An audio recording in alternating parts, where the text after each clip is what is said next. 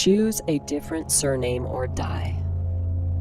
Brewed in Scotland, bottled in Ulster, and uncorked in America. The migration of the Scots have a rich history, and it has significantly shaped the cultural landscape of our region. Let me point out some key migrations because of a pivotal event in our history. Number 1, the Plantation of Ulster, 1610 to 1630. During this period, the English crown encouraged the settlement of Protestant, Scottish, and English settlers in Ulster. The goal was to establish a loyal Protestant presence in a predominantly Catholic region. As a result, many Scots migrated to Ulster during the early 17th century. Number 2, the Ulster linen industry. By the 1700s, Ulster had become a hub for linen production. Tenant farmers and skilled weavers from Scotland and England settled in counties like Antrim, Down, Armagh, and Derry. They brought their expertise in flax cultivation and linen weaving, which became a major export activity. The demand for fine linen from Ulster led the trade with the American colonies, particularly Pennsylvania. Number 3, the Scottish-Irish migration to America. Around 1718, the Reverend James MacGregor organized about 120 families from Antrim and Londonderry to set sail for America. They arrived in Boston between August and September of that year. These settlers, often referred to as Scots-Irish, were primarily Presbyterian and of Scottish ancestry. They played a significant role in shaping the American frontier. Number 4, the Clan MacGregor. The MacGregors, a Highland clan, faced prosecution in Scotland. They were described as the unhappy race, involved in outlawry, theft, and oppression. Many members of the clan sought refuge in Ulster during the 16 and 1700s, contributing to the region's diverse population. No matter how they started, their origins did not keep them from being prosecuted, hunted like dogs, and executed just for using the name MacGregor. Where the problems began.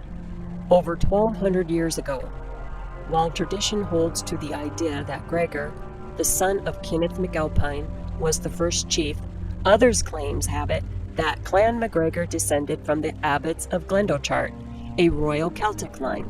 Clan MacGregor claims royal descendant of Alpine MacAssey, king of the Scots from the year 787.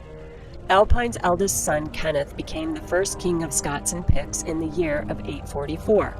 His third son, Greagar MacAlpine, is held to be the progenitor of the MacGregor clan. The clan's chief's motto, "My race is royal," records this tradition. Clan Alpine were descendants of Scot marauders from Ulster, who settled in western Caledonian highlands in the early centuries of the Christian era. The Scots were Gaelic-speaking people who lived in Northern Ireland in pre-Christian times.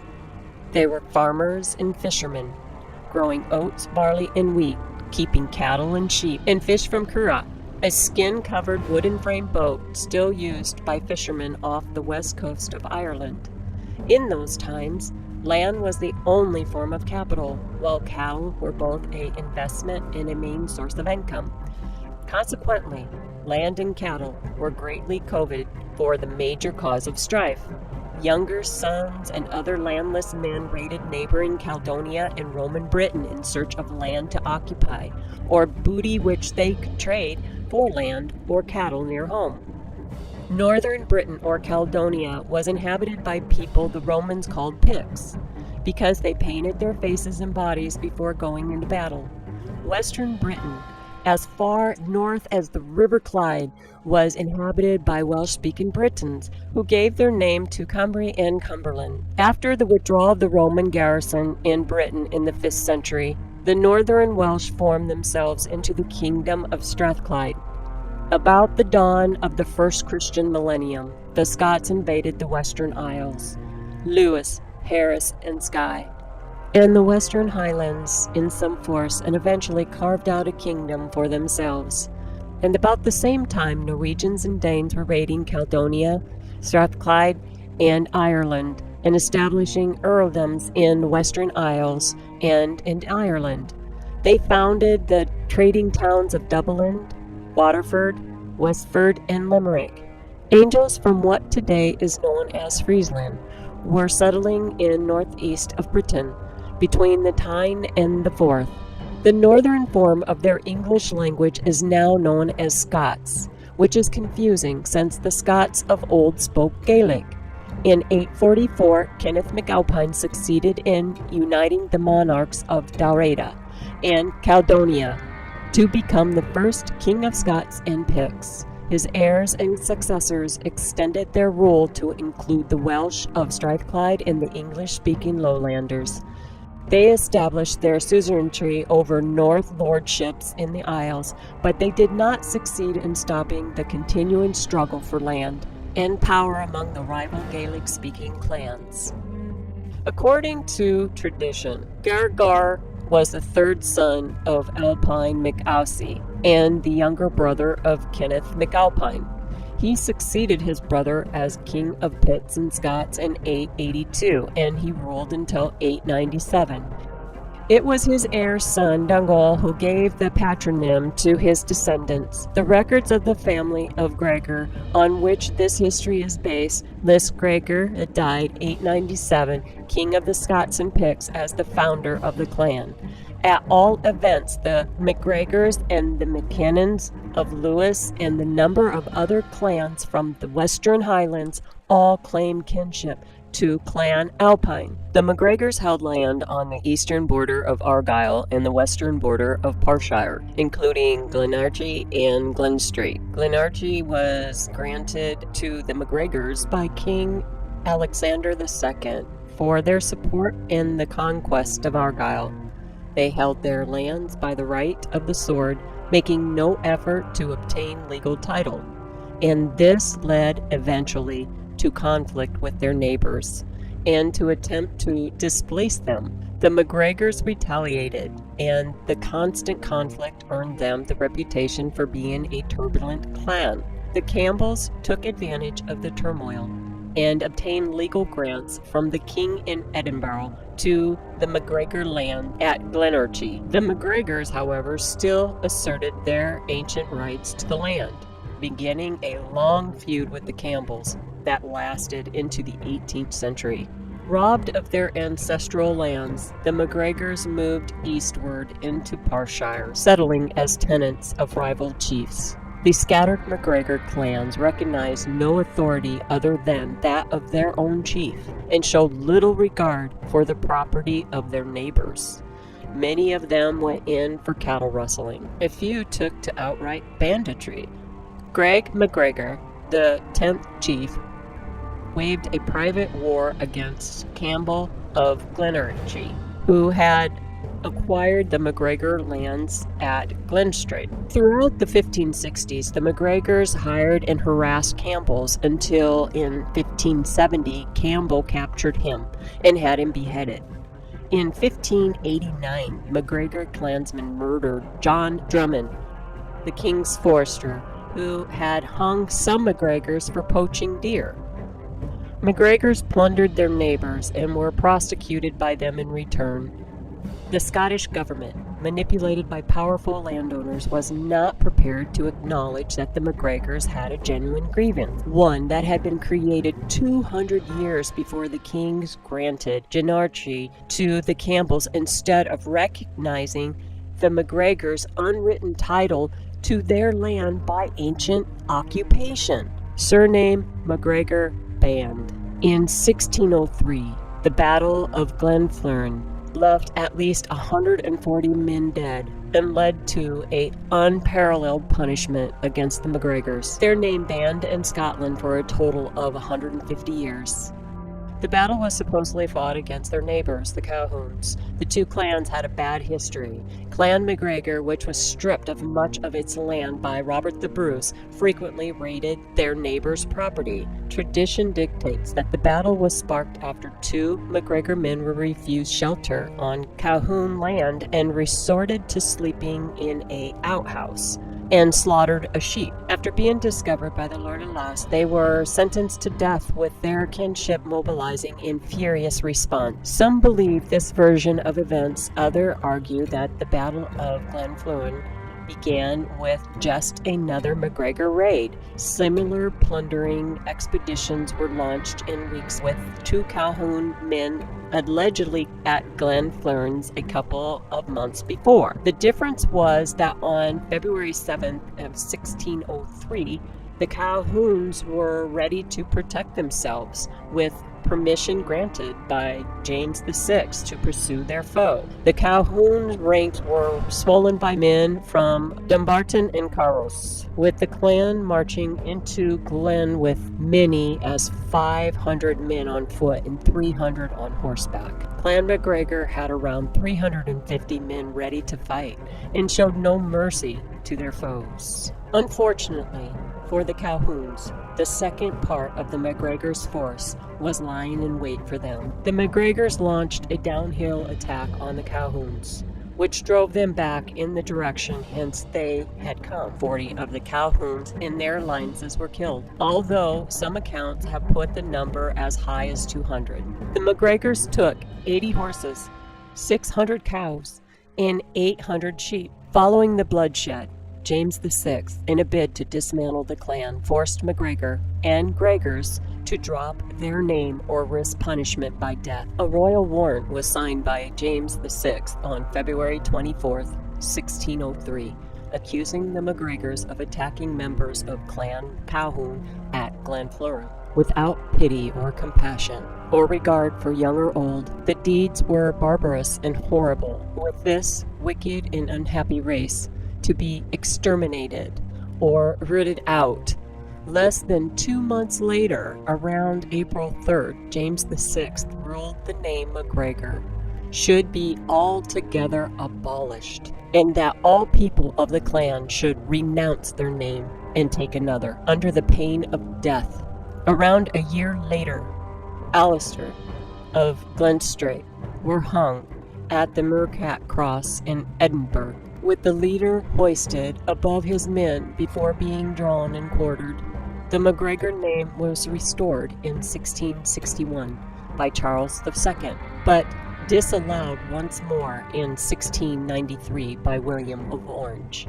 It was not until 1784, way after Culloden, that the MacGregors were allowed to resume their own name and was restored to all the rights and privileges of British citizens. A memorial stone stand in Glenfleurin to mark the Calhoun that died. End of an era, but for the next half-century the MacGregors lived as outlaws. The men hunted down and slaughtered, and the women branded on their faces. During the religious conflict of the 17th century, the MacGregors took the side of the Stuart kings against the fundamentalists. They were rewarded by King Charles II with the repeal of the punitive law against them. In the Revolution of 1688, the clan rallied to the cause of the exiled King James II, but this turned into their disadvantage when the victorious William of Orange reintroduced the legislation suppressing Clan Gregor. An unbreakable spirit.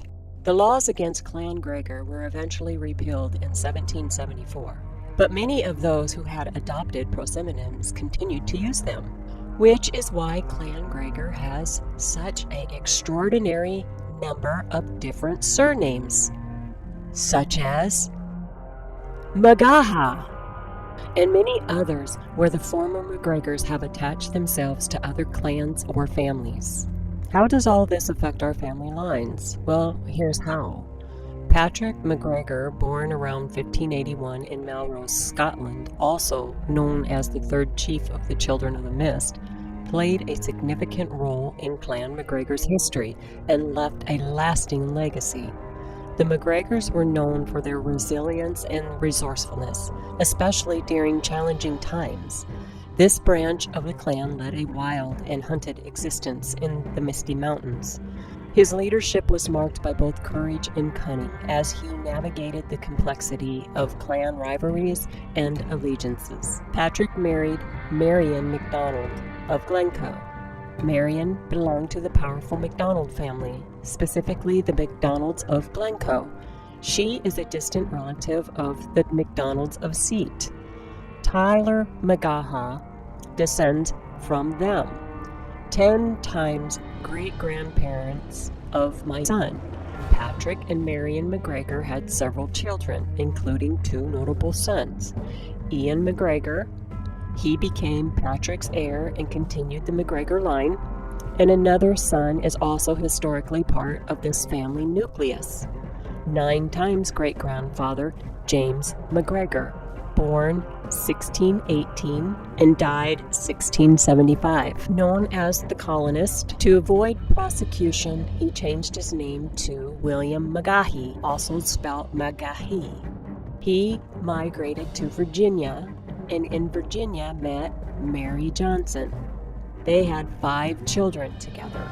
And if you are interested in seeing the full line of descent, I did make that available to you in the blog at scorecustom.com/puzzle of origins. Visit us today.